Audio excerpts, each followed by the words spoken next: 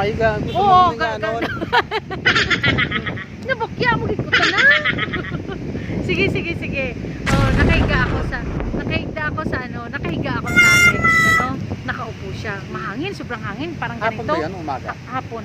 Eventually. Naku, nung nakahiga ba naman ako parang parang may linog. Yung lindol, parang may lindol. Yun pala yung legs niya, nagkudug.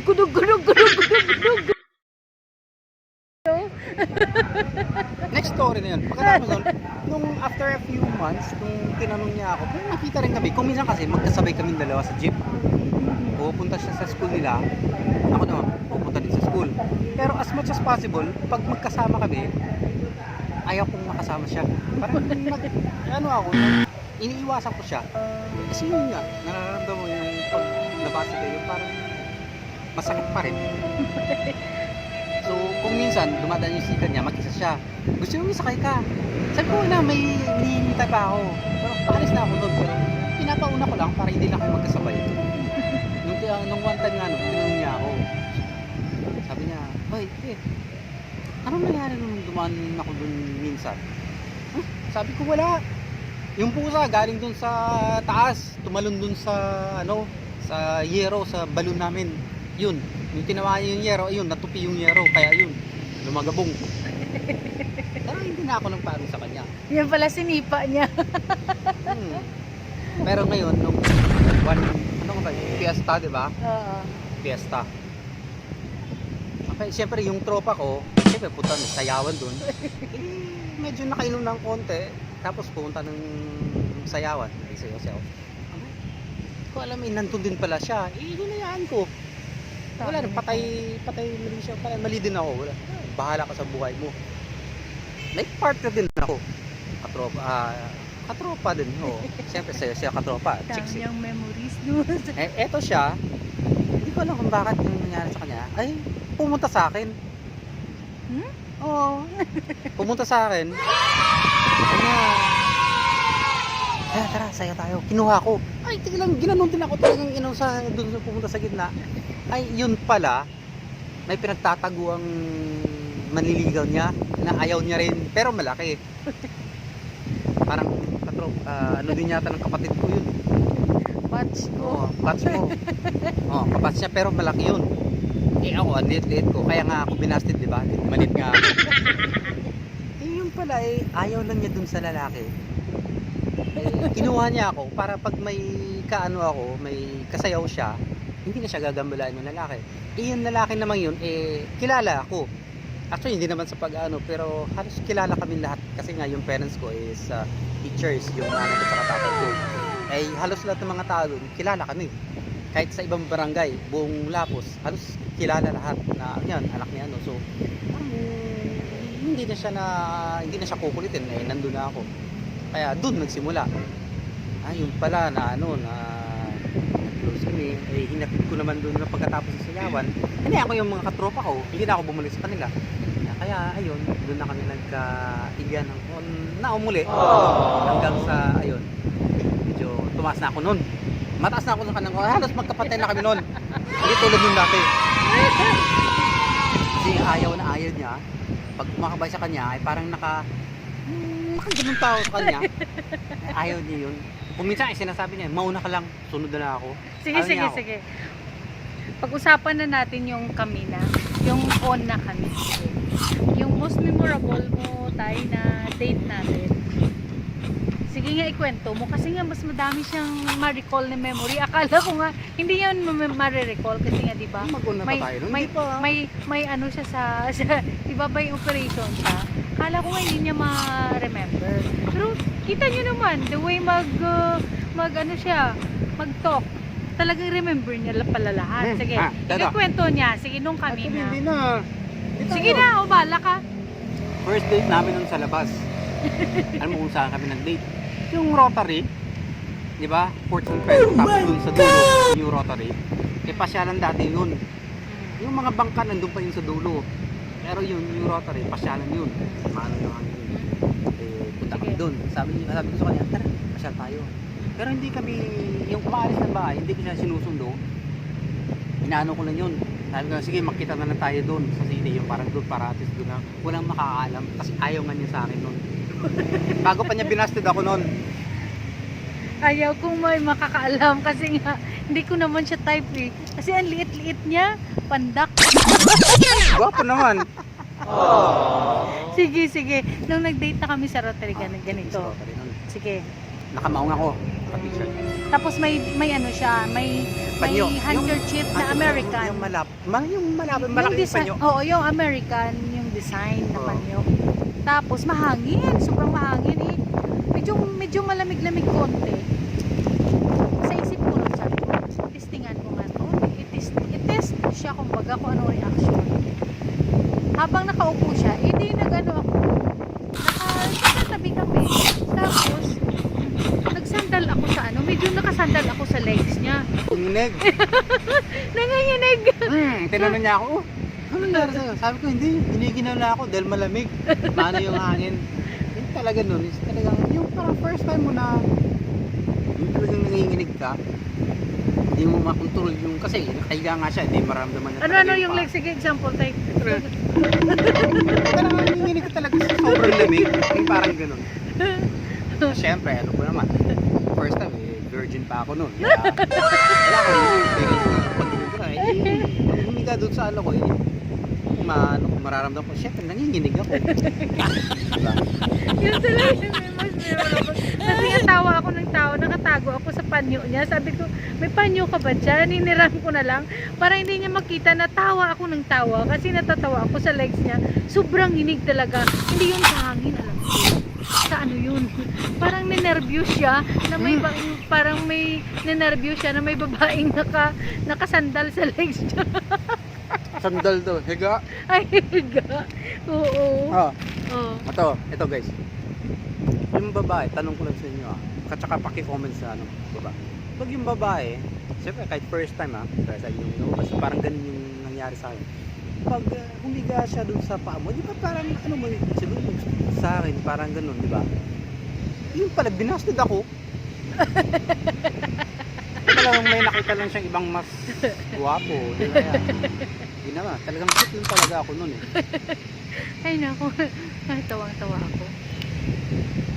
Tay, ano ba akong klaseng asawa? Hindi ako mapipikon. Klaseng asawa. Madaldal. Mabunganga. Ngak.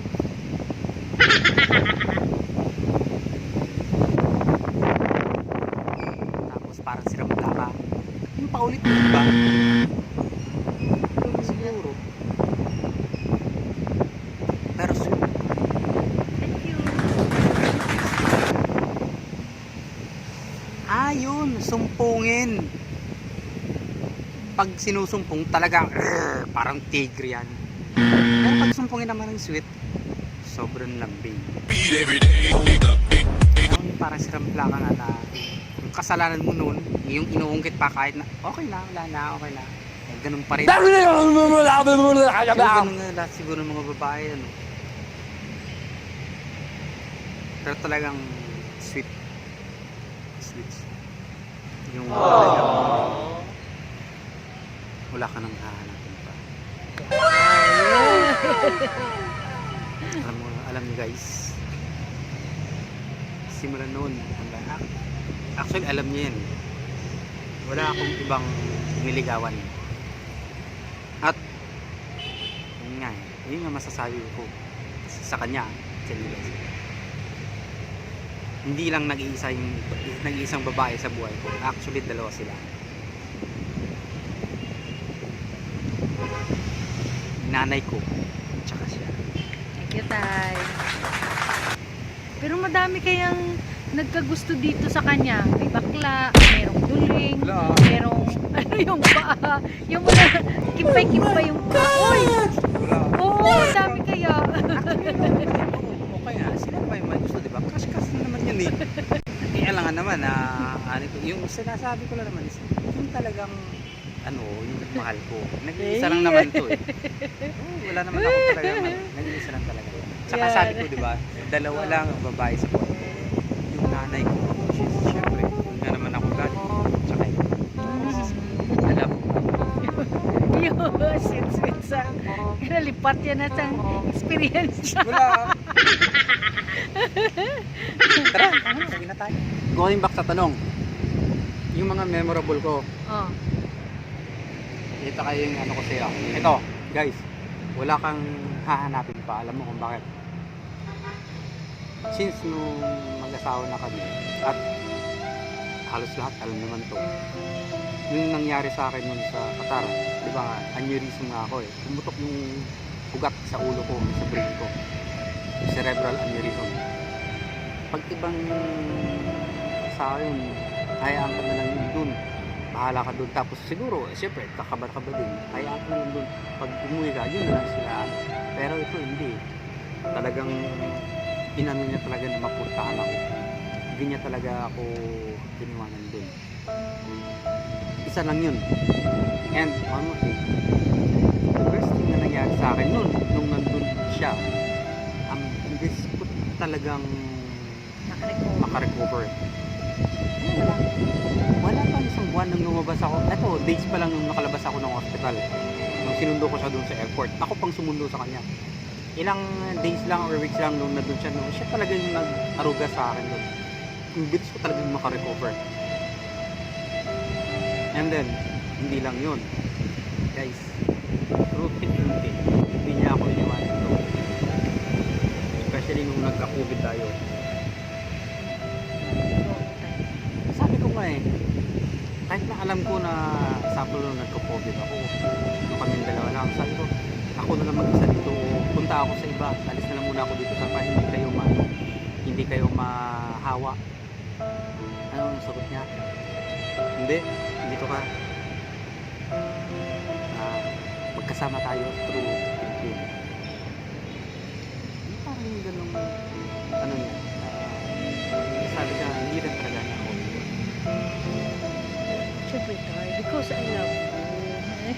May So, mga ups yun and nga, down sabi naman niya, talaga kami. Pero naka-move on at saka naka-recover na kami. So yung mga negative past namin noon, wala na yon. Delete lahat. At saka wala na yon. Forgiven na lahat. Wala na kaming iniwanang Hindi pa rin? mga bad ano. Minsan nag-aaway din kami, pero hindi na Lumalabas pa rin?